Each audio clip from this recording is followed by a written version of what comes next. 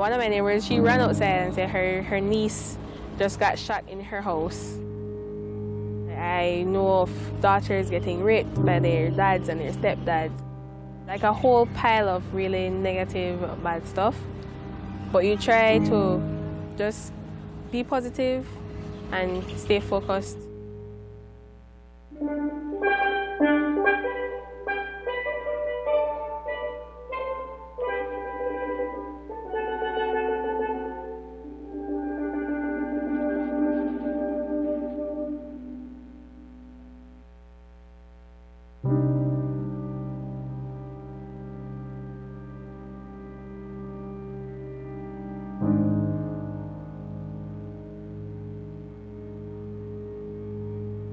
In these neighborhoods, we know that children as young as 8 and 9 years old are literally born into the gang situation.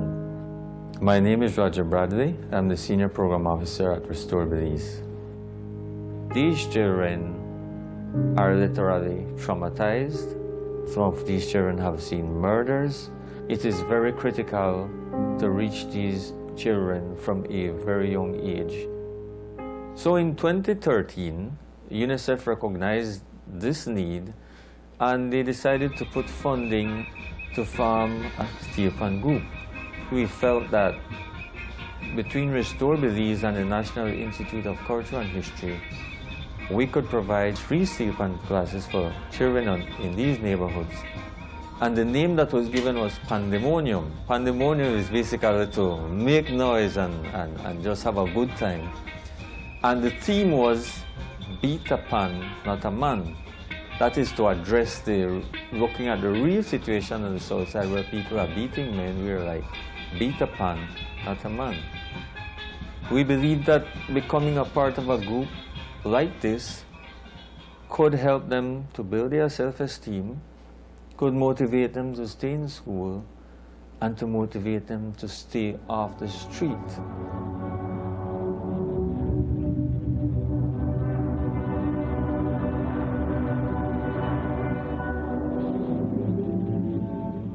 Well, I know that for a lot of the young people in our group, when they go to the pan room, they don't want to leave because it's like a haven there for them. And it's somewhere that they could, go and be free and be themselves and not have to worry about the problems that they're going through in their neighborhood or with their families or at school or anything else like that.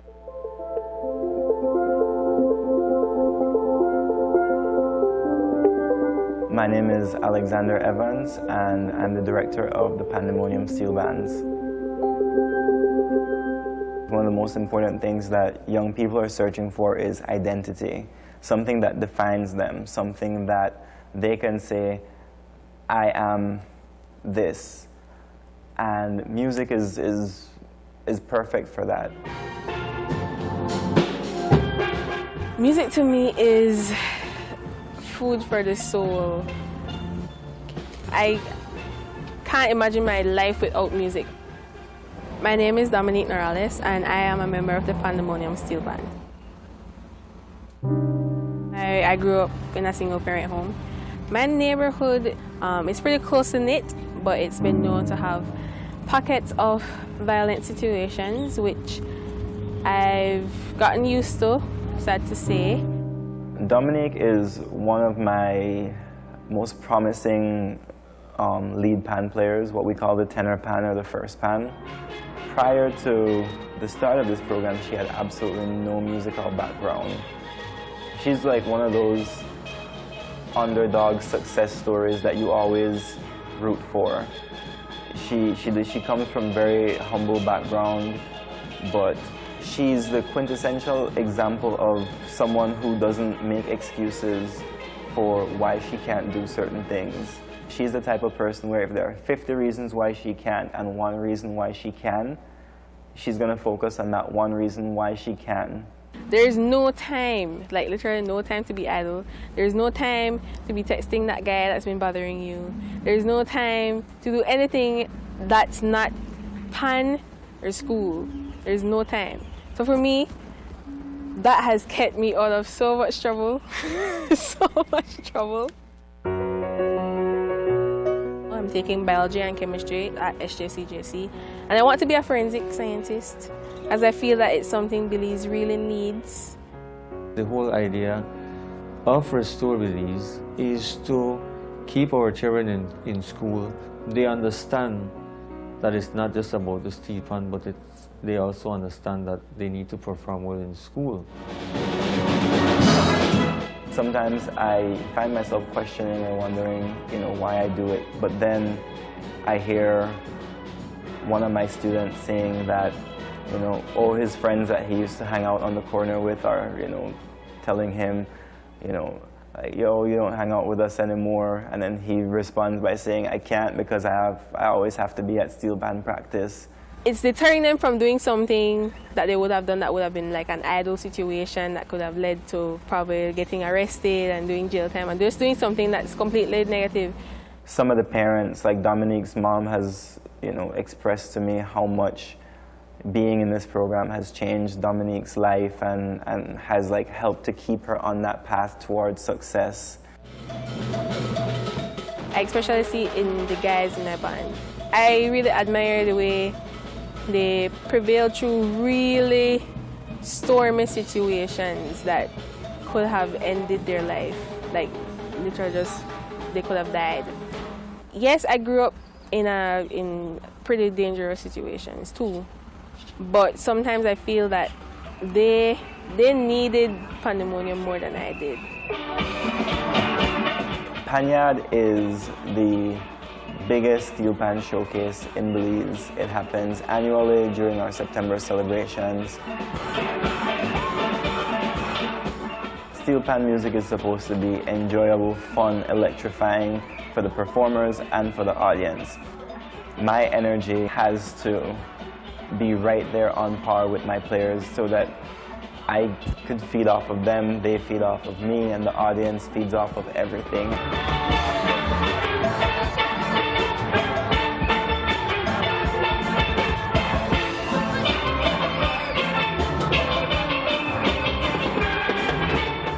Absolute euphoria, like you don't even know. Every time I see a picture from Panyard or a little video clip, or I see my uniform from Panyard, I just get immediately just so happy. This is really an offering of self. So you're putting yourself out there and you're saying, yes, this is what I did. I want you to be proud of me. I want you to see that I can do something good. I want to prove to you that I'm not just the kid on the corner smoking weed, or the girl that just every guy uses, and the kid that is failing in school. I want you to see that I could do more.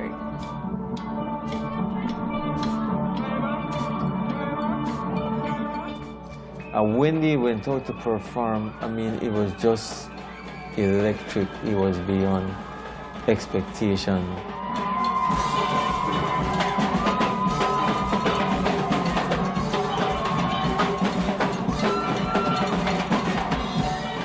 These children really, really felt good. They really felt appreciated. And I think the audience made them feel that way. And it probably was the first time for many of them that they felt that level of appreciation by so many people.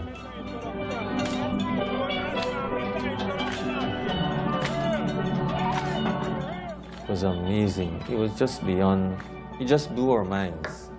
To me, music is the most powerful tool in the sense that it has the power to change how people feel. It changes how people think. It can get inside of people and start movements. It could start revolutions. I see Pandemonium being a tool for social change. I mean, in Belize, everybody is at risk of being caught in the trap of the negativity and the violence. And what Pandemonium and what music does is give people an opportunity to be a useful product of their society and not just a byproduct that just adds nothing to it.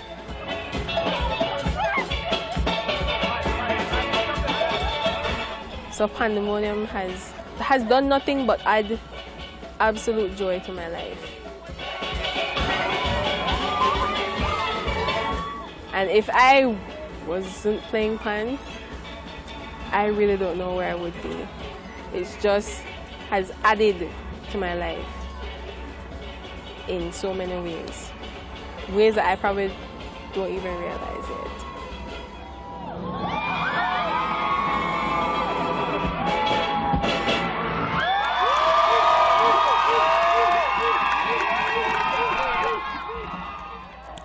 All right, and there you had a proper introduction to the group that we'll be talking to in this segment. Of course, that was a feature done on Pandemonium, the program itself and the purpose behind it. I'm joined at this time by Jariel Hyde, who is the Assistant Musical Director of Pandemonium Steel Band. We still have with us Mary Vasquez, who is the Director of Restore Belize, and Alex Evans, Band Director of Pandemonium Steel Band. Good morning and welcome. Good morning. Thank you for having us. Now, I mean, I really think the feature really set a great backdrop as to the purpose for the group itself. I just want to ask, because we got one perspective there, and you talked about the boys and the younger children. Alex, for you, what has been the greatest reward since the establishment of Pandemonium? For me, the rewards have been many. I mean, in terms of my personal development as a musician, as a leader, as a young leader, it's from that perspective. When the band first started out, it was kind of like trial and error for me a bit, because I had the background from being in Pan Tempter's Steel Band for several years and learning pan with them and arranging music and that sort of thing. But I always had this safety net or the cushion of people above me, you know, who could kind of like, you know, make sure that musically everything was okay. And then when this band started, it was okay. Sink or swim, exactly, yeah. And just because of that, because of not having that safety net anymore, I could definitely say that I've grown a lot as a musician, as an arranger, as a pan player, just overall. But to me, all of that is secondary to the greater benefit, which I alluded to in the video. And it's the whole purpose behind Pandemonium, which is using music as a tool for social outreach. And these are two of the things that are most important to me. One is music, and the other is, I guess you could say, philanthropy, in the sense that I believe that music is one of the most powerful forces on earth. I believe that music, your day could be going one way, and you listen to a certain song, and in that 3.5 minutes that you listen to that song, you're taken to a completely different place, a completely different mindset, and just from that 3.5 minutes, you could change the course of your day. So if music could have that type of power, just so far removed in the sense that you're not the one playing the music, you're not the one creating the music, so far removed from the music, it could still have such a powerful effect on you, that the effect that it can have, if you're the one learning it, playing it, that it's coming through you, the power is far greater. And I think sharing that power with my colleagues and with, you know, some of the young people of Belize has been by far the greatest reward. Nice. Now, Mary, we had a conversation about generally all the work that Restore has been doing. This is one of the programs that you collaborate with. Tell us about that. So we mentioned earlier the specific role of Restore Belize in promoting collaboration and coordination, and also in resource mobilization. So this is a primary example. This is a very successful example of how we've been able to do that. This particular initiative is a collaboration between the donor agency, UNICEF, Restore Belize, and Niche. Restore Belize was brought into the picture specifically to assist in ensuring that the social objectives are met. Niche obviously has tremendous talent, and they have all the linkages in terms of music development, artistic development, and UNICEF had a vision for child protection, and this is a vehicle for child protection and child development. So this is a perfect combination of government, statutory body, international donor agency, and it is a great balance, because to the extent that niche is always driving the musical excellence, we're always that voice at the side saying, remember, we are providing opportunities for children who would not ever have that opportunity otherwise. It's a part of child development, and whether they beat the pan and sound just tinny, or if they develop to be, great artists, they as children deserve that opportunity for self-development. And then UNICEF is always bringing in that aspect of, okay, this is how you work with children, this is about child protection, and they're there to provide that kind of training. This year they will be helping to provide training about how you work with children, and appropriate ways of working with children in nonviolent ways. And so then of course you have the children, you have the young people who are participating, and so this really is what Restore Belize was set up to do. This is the perfect union, if you like, and of course we are there always working with the donor to continue the resource mobilization, that every year we have a budget, and every year we expand the initiative. Well, I think the most crucial part of it is, if anybody looked at that video, they're definitely having fun.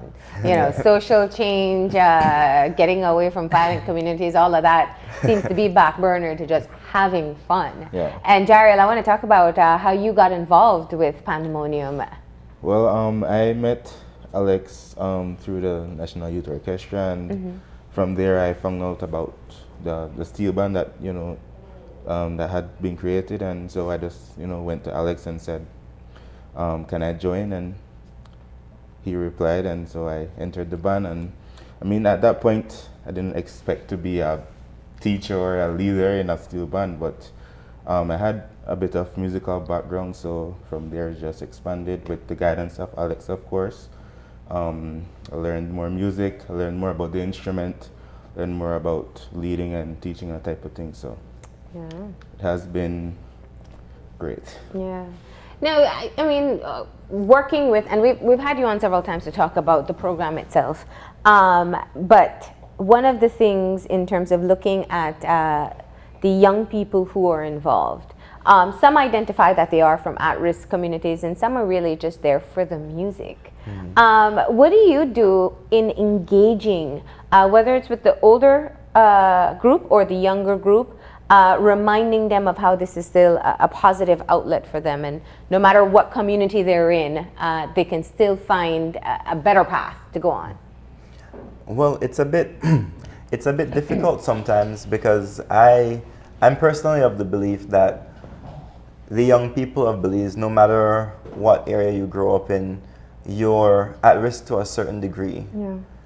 I don't think that no one lives inside a bubble where it's completely impermeable, and none of the negativity, none of the crime, none of the violence, none of the other big social issues that we're dealing with in Belize can get through that bubble. So everyone to a certain degree is exposed.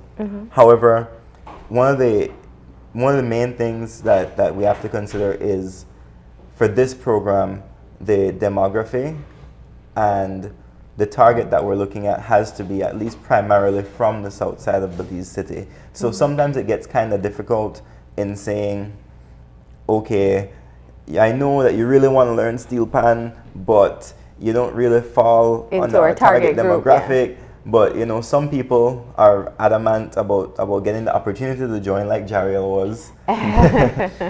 And I think, and we've discussed this many times, with Restore Belize, and what we've concluded is that the blend and the integration is beneficial for everyone, and it's something that really, like I mentioned before, it really speaks to the power of music, because it's a matter of, it doesn't matter where you're from, it doesn't matter what kind of household you grew up in, it doesn't matter where I'm from, but when we're playing music together, when we're learning, when we're on that stage together, we're all the same. We're all on the same level. Yeah. And for that, for one of the things that I always say to my band members about Pandemonium is that ideally I would like it to be a situation where all of the band members benefit from being a part of Pandemonium, and Pandemonium benefits from having the members.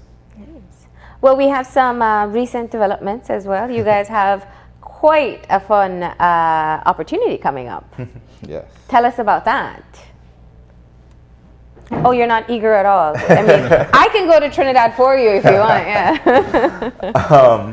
Well, it's an opportunity. Well, all right. Let me backtrack a bit. Yeah. Panorama is arguably the biggest steel pan competition in the world, held annually in Trinidad during their carnival season, and it features large bands that have upwards of 100 members, and we're talking between 10 and 12 large bands just in the finals. We're not even talking about the preliminaries. So if you took every single person in Belize that has the ability to play pan and you put them all on one stage, that would probably make up just about one of the large bands in Trinidad. So yeah, the steel pan movement in Belize is, it's expanding. It's, I think it's on the verge of like really exploding, but we still have a long way to go. And in helping us to get there, we've been invited by the musical arranger of one of the big bands. And he's also a steel pan virtuoso. He's an associate professor at Northern Illinois University, a gentleman by the name of Liam Teague. He was also here last year, for the International Jazz Festival. And he is just, like, if you hear him play and if you hear his arrangements, that's just steel pan on a completely different level. And since he was here, since Nitch brought him in June for the International Jazz Festival, I spent some time with him, and we've been, communicating back and forth since then. And he invited me and some of my colleagues to play along with the Silver Stars Steel Band for Panorama, and also So Silver Stars is a band. Yeah, Silver Stars is a band that's located in Port of Spain. And in addition to that, he's agreed to do some hands-on workshops with the people going, specifically on pedagogy, teaching, drilling, arranging, and improvisation. So it's a huge opportunity for the leaders of the band and those, we're the ones who are kind of like steering the band in that direction and pushing the band in improving musically. And we have an opportunity to work with one of the greatest steel pan players to ever play the instrument. So the magnitude of the opportunity can't be stressed enough. And it's a situation where I always say the more we know as the leaders and the better we are, the more we could pass on to the students. And it's going to be a ripple effect where as we pass it on, the knowledge will just continue and the skills will continue to just multiply. So it's not the entire band going, but the leaders. And Jariel, you pointed out you are one of the leaders who'll be going. Tell us about what this means for you to be able to have this opportunity. This opportunity is a lifetime opportunity. I mean, last year I was just talking about actually going to Trinidad, and this year it's happening. So, it's a big opportunity for me as a arranger, still learning. Under Alex, I get the opportunity to go to Trinidad, listen and play steel pan at its highest level. So it's a huge opportunity. I can't really explain it, but It's at a loss for words because it's such a great opportunity. So. Now, you said that you will be going through training, obviously. So you'll be there before Panorama to go through your training, and then you're actually playing in Panorama, or you'll be playing with the band separately. Well, we'll be going through training, and at the same time, we'll be learning the Panorama arrangement. It's an 8-minute arrangement, which Liam has kindly sent to me already, and we've already started working on it. And it's like nothing we've ever seen before, nothing we've ever played before.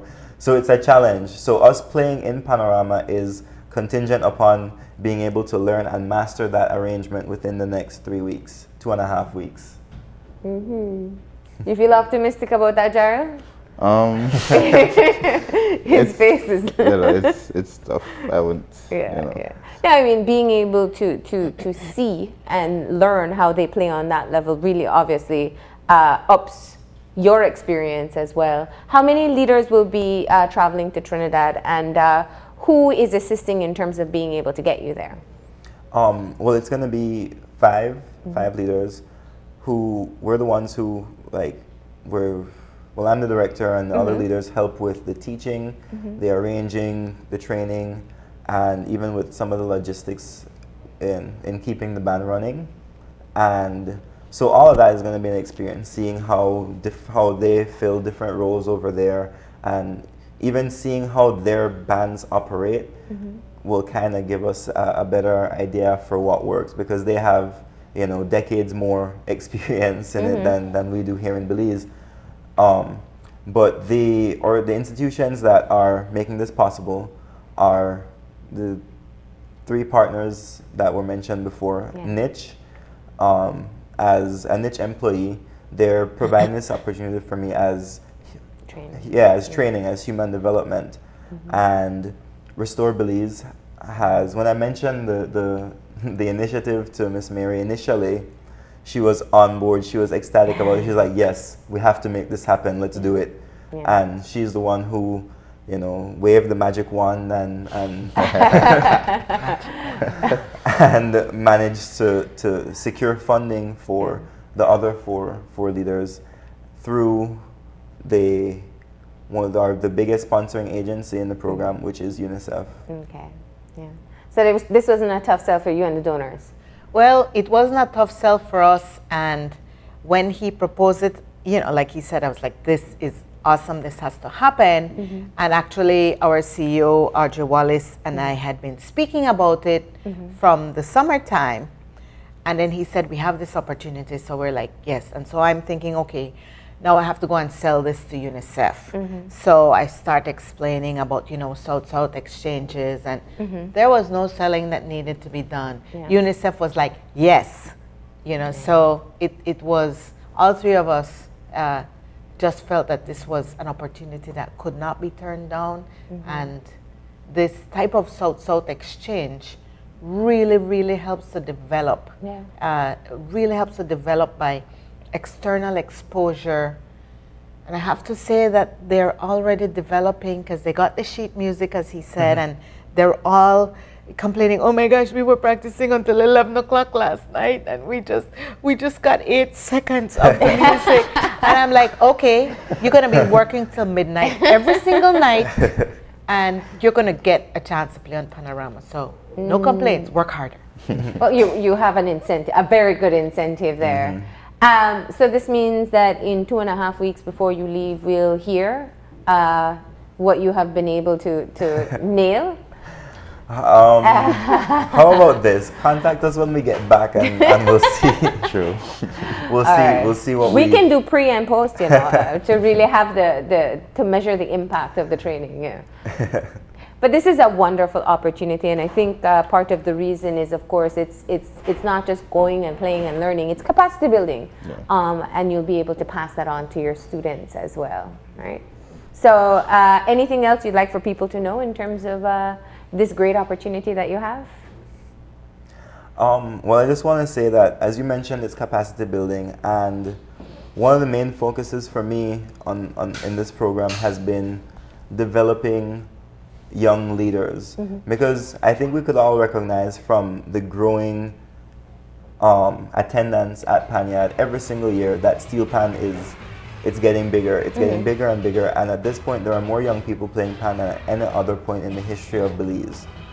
So with that, it means that there are going to be opportunities for expansion, and right now one of the main things that's lacking is trained leaders in steel pan. There are a few others, Julieta Burrows, Herschel Armstrong, Lin Young, Carlos Perote, Albert Humes. There are others who are pushing, but it's not enough. I don't foresee it as enough to keep up with the rapid growth of steel pan.